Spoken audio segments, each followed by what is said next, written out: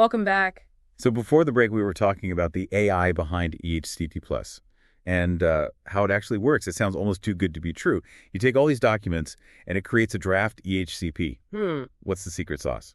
Well, it's not magic, but it's pretty close. EHCP Plus uses a really sophisticated algorithm that's trained on a huge data set of existing EHCPs and best practice guidance.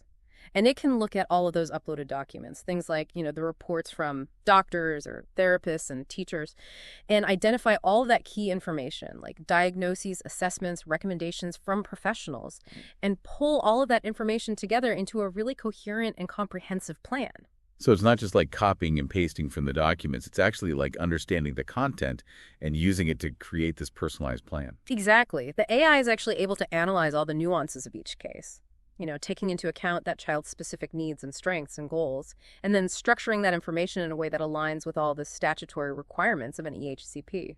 That sounds incredibly complex. Were there any challenges in developing the AI to do this accurately? Oh, absolutely. EHCPs are incredibly complex documents. And, no two cases are ever exactly alike. So I think one of the biggest challenges was teaching the AI to recognize and account for all of those individual nuances in each child's situation.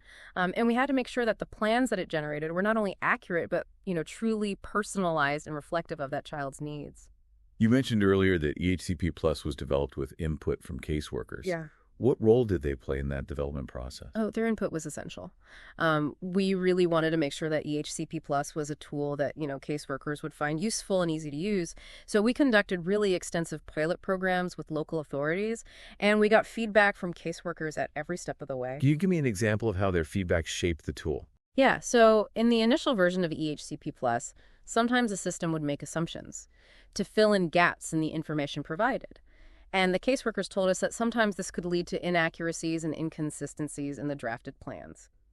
So in version 2, we completely redesigned the system to prioritize accuracy and to flag any missing information for the caseworker to address. Right. It's about finding that balance between automation and human expertise. Exactly. EHCP Plus is designed to be a collaborative tool. It takes care of all that heavy lifting, that time-consuming task of drafting.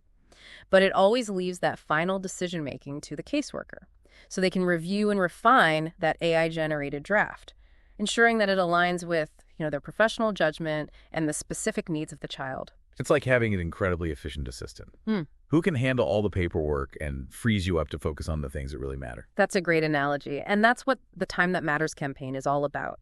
Giving caseworkers back the time they need to build those crucial relationships, to really listen to families, and to advocate for the children they support. It sounds like EHCP Plus has the potential to completely transform the way that EHCPs are created.